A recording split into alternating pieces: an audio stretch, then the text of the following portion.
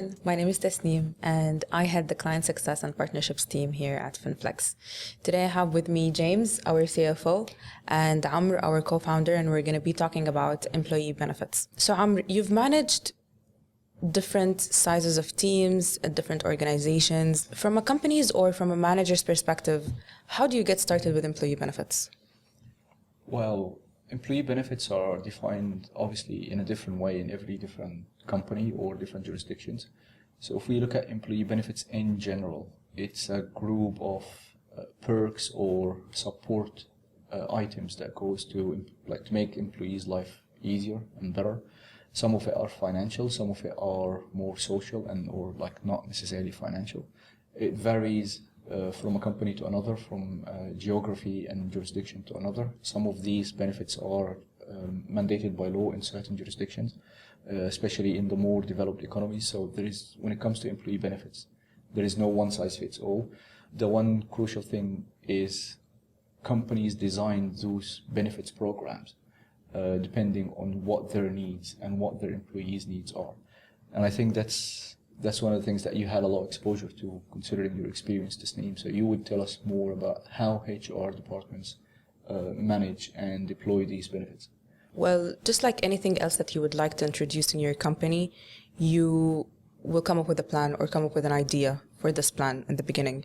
So HR teams usually follow market trends, or they send out surveys to their employees to understand what is suitable for their workforce and what is missing, basically, from the daily life of the employees, just to make things better, to increase productivity. They start creating these plans, and usually with HR teams, the finance team is heavily involved.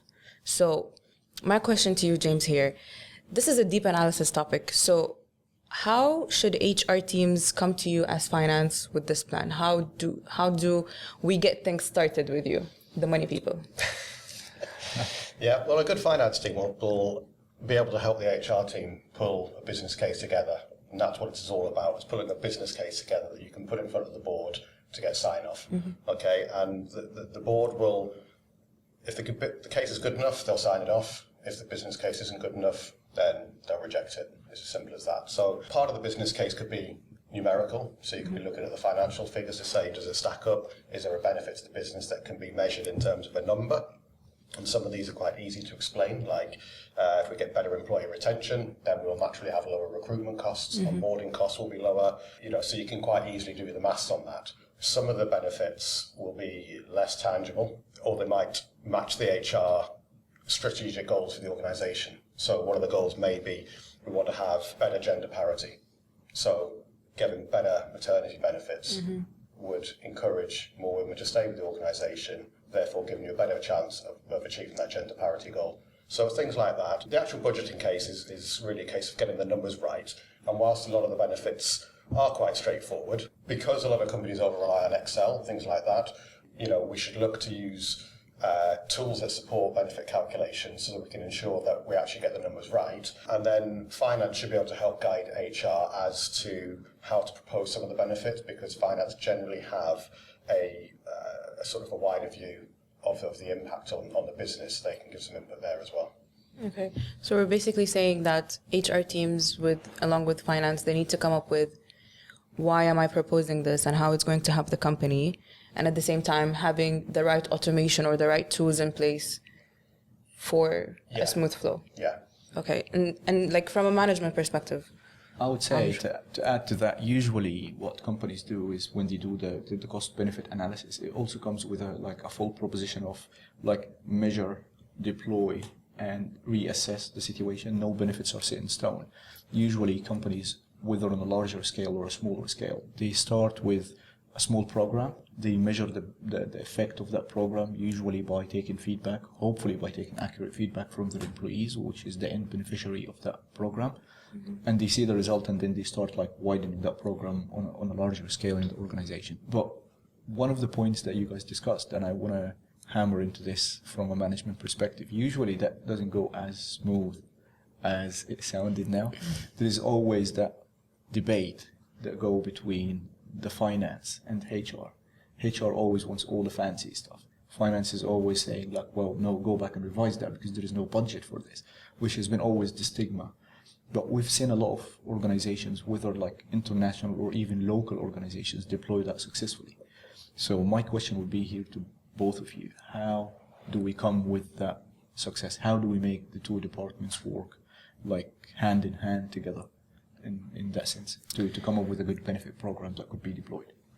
Well, from an HR perspective, and I think from any point of view in a company, you come with things that are mandatory, things that are your bases, and then you have the nice to have or the additional benefits that will make things just better and smoother for everyone. For example, with HR, they already know that as a basis, we need to have, for example, our workman's compensation in place, any type of office insurance in place, health insurance, and it doesn't have to be fancy, comprehensive, but even if it's just the basic policy, these are things that are mandated by the government and different free zones or different areas in the country, but this is your basis and this is where you start from.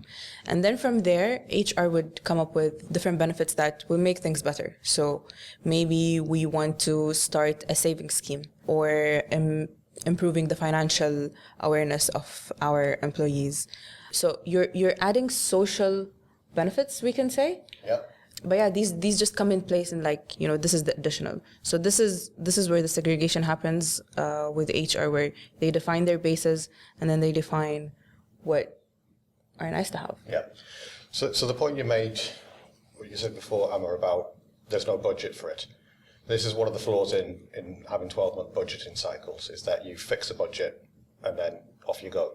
Okay. And then if anybody wants to change anything halfway through the year, you say there's no budget, we can't do anything. So this is where the finance team need to break out of this mould and understand that this isn't just about numbers on a bit of paper, right? If HR have come up with a plan, then finance have to get behind that and support it and work out how we can deliver that. And I think to your point, COVID was one of the things that taught us that, listen, that budgeting or planning for like a year ahead or like 3 to 5 years ahead, which is something like I know most of the finance teams usually do, have that long-term plan. And management loves to see these numbers because that makes them feel safe. When COVID happened, all of that went out of the window. As soon as you set a budget, it's out of date. Yeah, exactly. As soon as you sign a budget off, within 5 minutes it's out of date because something changes. The world does not play to your budget. Yes. All right, so it's actually saying, right, I'm not saying don't get rid of budgets because you need to know where you're going, but a rolling forecast rather than a budget will get you a much better view and will allow you to then start changing these things as they go through. To say, actually, we've realised HR have done a whole load of work to understand that our employees are not happy in a certain aspect of their lives, okay, and that might be their lives outside of work, but it impacts on their lives inside of work. So we come up with a programme that says, if we do these things, we're likely to have happier employees working for us, right? Which is always a good thing to happen. And then it's about, again, building that picture to say, how do we measure the value back to the organisation, right? How do we actually look at that and say, if we do this, this is likely to be the situation. As you said, you measure it, you understand it, keep on going that way. And I think one of the things that are very common is that, like on a smaller scale, most of them, especially in SMEs, they think that their advantage or the edge will come from how they optimize, like where they buy their goods from, or like the supply chain optimization. But larger organizations or larger companies, especially like if you look at the big international conglomerates, they understood that lesson very well, which is if you want to improve a business or grow a business dramatically, you look after the people behind the business. And then the people behind the business, if they are well selected, if they are well trained, if they are keen on growing that business, they will optimize the processes. They will show you exactly how your business could grow.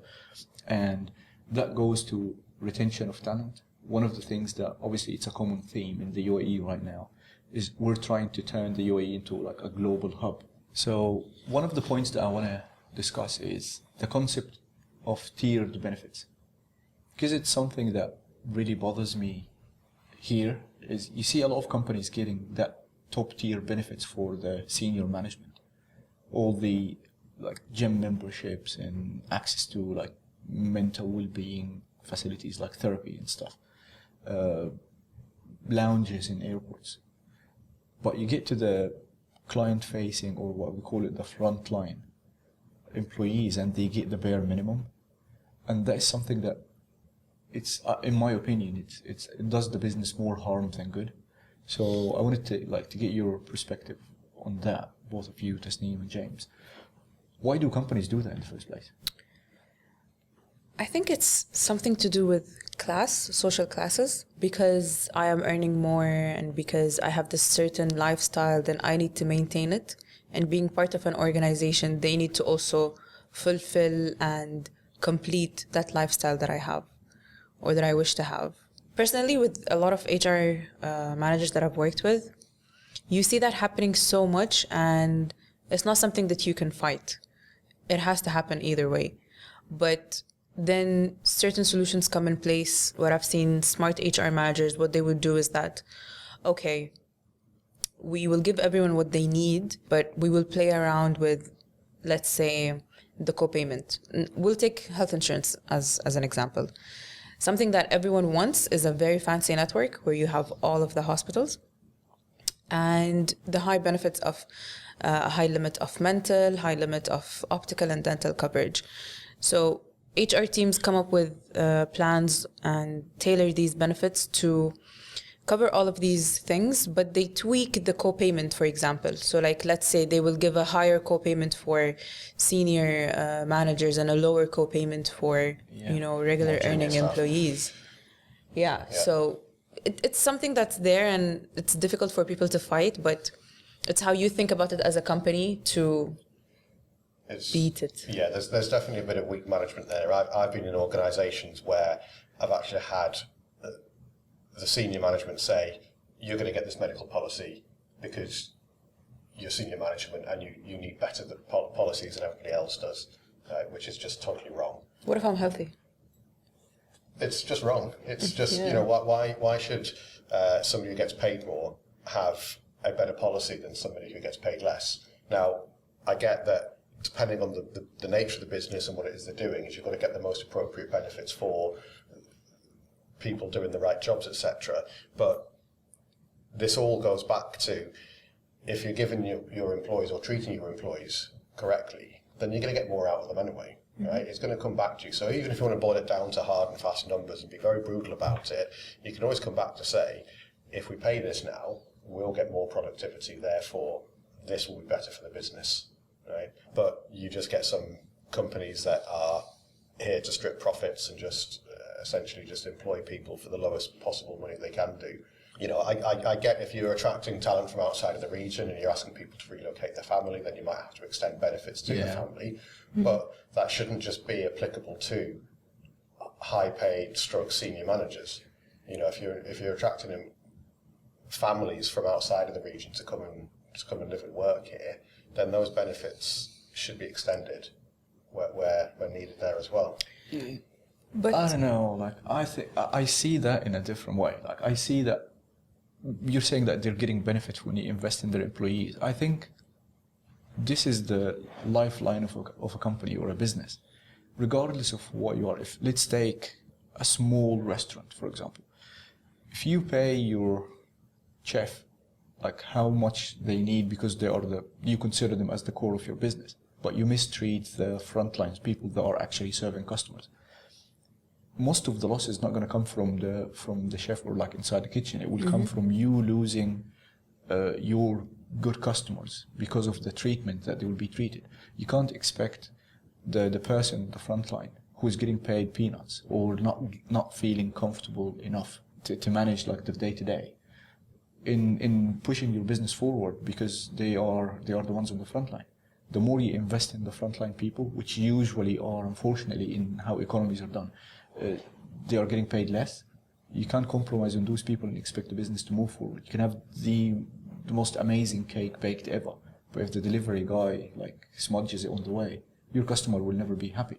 So if a smart business decision was to make sure that the first touch or the last touch point are always taken care of, and then you can optimize your processes internally. I see what you're talking about, James, when you're trying to get a high caliber, what we call them the white collar, bring them from overseas. They are used to certain kind of benefits, so you have to compensate that, and that becomes non-negotiable for them just to move to your company. But that doesn't mean that we could compromise on the smaller scale.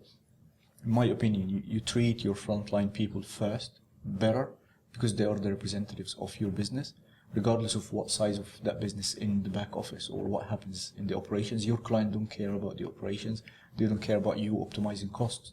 They care about how they deliver that product or service or how they receive it from your team.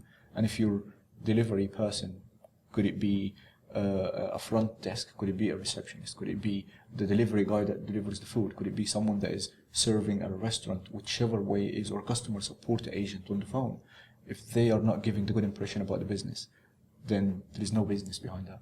I don't think your business could go anywhere if people are mistreated or not looked after in your business.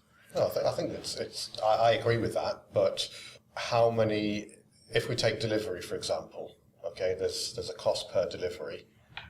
If we take the many thousands of food delivery drivers in the UAE, yeah, they should get better medical insurance. Absolutely. Because quite often they're in a dangerous position. I'd be interested to find out how many people would be prepared to pay an extra 3 or 4 dirhams per delivery to pay for that additional insurance. Personally, I would, but how many people out there, when it comes back to it, if you said to everybody, right, you've now got to pay, instead of the 7 dirham charge, you're going to pay 10 or 11 dirhams, how many people would actually look at that and go, yeah, okay, I'm happy with that? But then this is where HR teams come in to properly manage plans or these benefits. I mean, like, your point is valid. These people are more exposed to danger. They need a better insurance policy or a health benefit. But this is why we have regulations in place where this rider is not allowed to be on the street if they don't have their workman's compensation or if they don't have their 3PL in other cases. Yeah, so if you have a great benefits manager in the organisation, that's very important. They can then actually they will create this manage balance. the benefits properly without having to keep on just paying more and more for the same service and get a better deal for everybody. Yeah, so like... and this is why you don't have finance people negotiating the HR benefits. Exactly. So a good benefits manager, a good HR manager would keep in mind that I am paying a certain premium, so I need to understand if I am actually utilizing this premium. In a lot of cases, you are paying for a comprehensive plan, but these category A are not even using the policy, and you're paying 20,000, 25,000 per person, which is wasted money. So you're going to need to create a plan that balances out the benefits across your organization, where you're getting what you pay for, and you're not paying for something additional that is just nice to have and it looks good. Yeah. So I guess this is where partnership with your actual end provider is required as well, to be able to sit down with them and say, we know this is what we're paying you. Yeah. This is what we want to cover. Help us work with you so we can tweak it so we actually get a more evenly distributed benefit and cover of that policy, rather than load everything at the top of the salary scale, who, as you said, don't always use it, and therefore the people at the lower end of the salary scale, who are doing the majority of the work, aren't getting the benefit. So again, here we're talking about a tiering system. So from a finance perspective, does this create a hassle in calculating or in like sending out transactions? Because this is not a universal figure. Every group or every section of your employees has a different premium. It depends on the company systems. What you tend to find is that the larger companies will have more complicated finance systems that can handle these transactions, and the smaller companies usually have less complicated systems, and then they often rely on outside platforms or tools, usually Excel, to calculate these benefits or the cost of the benefits and the accounting transactions, and that's where you sort of get mistakes happening, things like that. So having access to platforms that will allow smaller companies to manage these benefits from a finance perspective would be very beneficial. It will ease a lot of the pain in the accounting side of things as well, which as an accountant is, dear to my heart. And that actually will help the sales process into the finance team, because if you go to them with say, hey, listen, I've got a benefit and there's a platform that goes with it that's going to make your life easier, then I'm definitely more open to listening to that than if you come to me and say, I've got a really complicated benefit and you're going to have to calculate it yourself each month. Like, That's for me. That's true. But I want to say something about this. I think I actually believe that smaller companies have an advantage into Absolutely. picking these benefits. Like if you're budgeting or you're planning something for like 10, 15 or like 50 employees, definitely it's much easier than planning for 500 or 5,000 employees. There is a lot of complexity that goes into that. Yeah, the agility of a smaller company is definitely a big benefit here. I've worked in organisations that have had thousands and thousands of employees. When it comes to even the annual medical insurance renewal, you know, you get one little thing wrong, multiply that by 9,000. The margin of It's error then becomes a big problem. huge. Yeah, and then also as well as then, you know, if you then have to look at all your other contracts that go with it and make sure that all the liabilities are covered, it turns into like a full-time job just looking after insurance policies. Whereas if you're in an organisation that's got 10, 15, 20, 30 people in, you know, that can be done a lot quicker, a lot easier, and there's generally just less cost to the business for doing that. And I would say, like, SMEs are in the region right now, they are in luck because you see during COVID, the influx of platforms and services and facilities that became available to SMEs and the amount of like digital services that became available, everything has become digitized. And I think with that digitization gave more access to those SMEs. As James said, you've got a lot of platforms that come packaged. So medical insurance, you've got a lot of companies that are digitizing that process.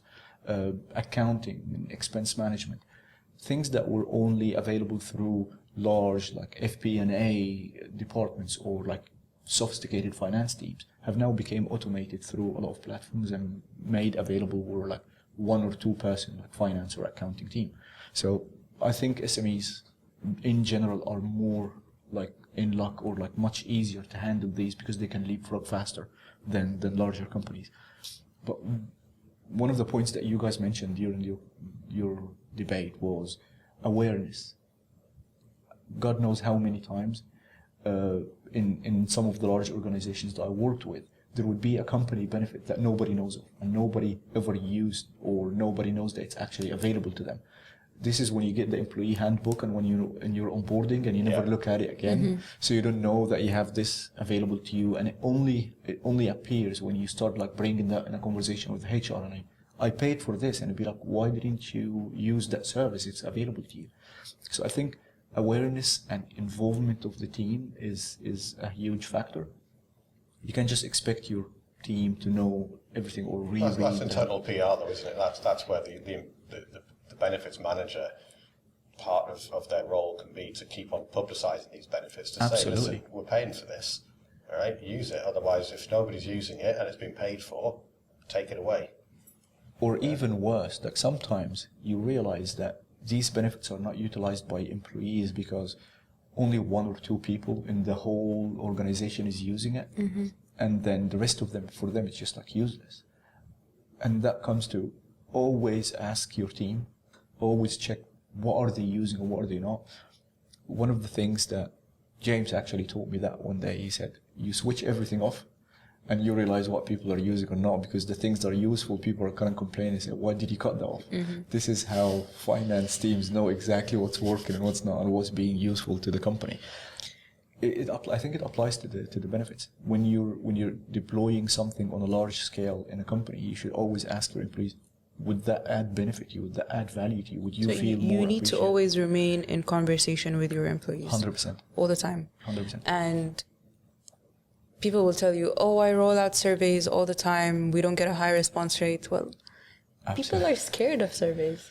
Yeah, the whole thing with surveys is you've got to be able to demonstrate very clearly. If you say that this is an anonymous survey, you've got to be able to back that up. Yeah, I would not believe it. Absolutely. No. I don't think there is an employee ever it believes that this is an anonymous survey. It depends on what you're being asked, right? Because if you're in an organisation of 15 people and it says put your job title down, right? Exactly. Right, you know that's not anonymous, right? So anonymous should be anonymous. It should just be, we don't need any information about who you are. We just want your answers.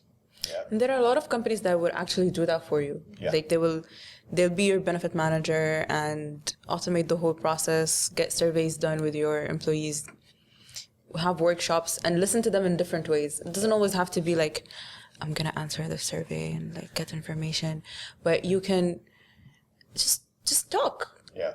Or even better, you can quantify that. Like most of the benefits that come on certain platforms right now, be it medical insurance, be it like financial support, or like any of the benefits that you deploy to your employees, usually come with a platform that gives you a lot of metrics, a lot of solid data on how many of your employees actually opened that app and use that service. If you notice that out of your like 200 employees, only like 1 or 2 used it once in a year, you know that this is not hitting, like, you know, they're not making use for anybody.